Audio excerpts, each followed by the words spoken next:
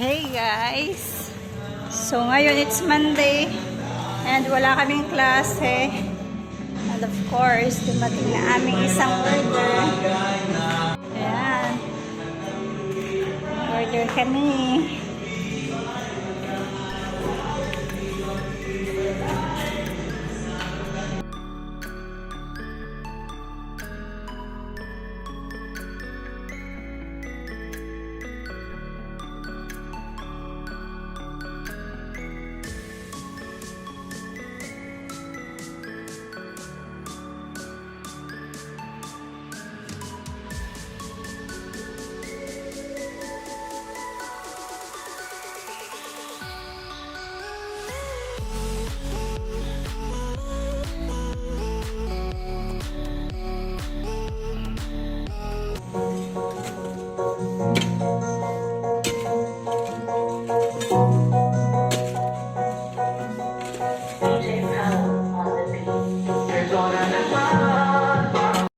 Hey guys, it's another day, it's another week. And then ngayong Monday, nag-clearing kami dito sa gilid ng aming pinapagawang bahay kasi after next week dito na kami titira. I'm so excited for this guys. So, ayan, nakikita nyo, dalawa lang silang nagtatrabaho ngayon kasi limited lang yung budget para at syempre para makatipid kami. And kaya yung isang tauhan namin na naglilinis niya, and of course si partner, siya din yung partner ng ating laborer guys.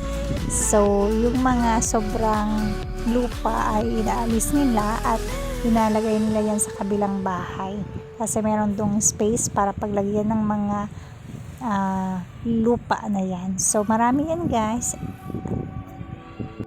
So more bungkal sila dyan guys para maging patag yung aming labas. Hey guys, it's already 8 PM and pumunta kami dito sa house para tingnan yung bagong accomplishment dito sa aming pinapagawang bahay. And then of course, yung binili naming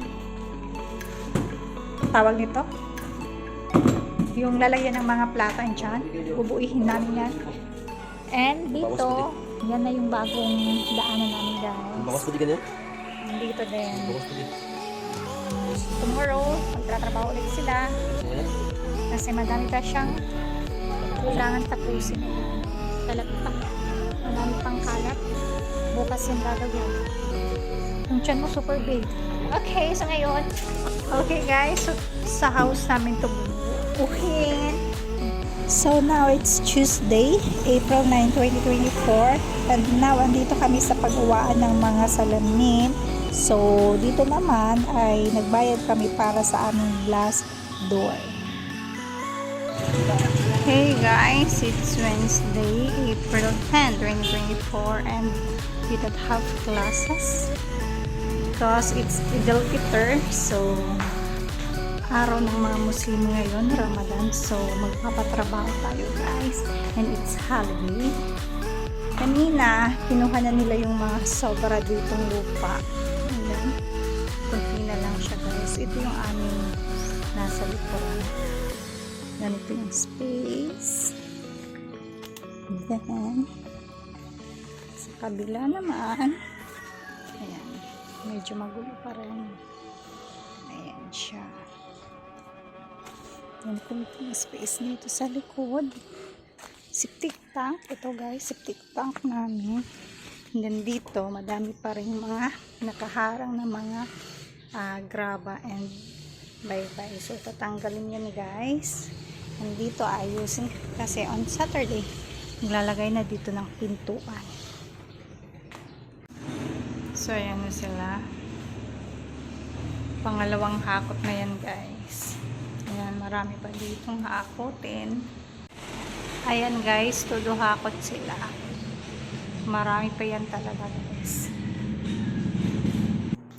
Dito naman todo sila trabaho kahit tirik yung araw kasi kailangan talaga makakuha lahat ng mga sobrang lupa dito guys.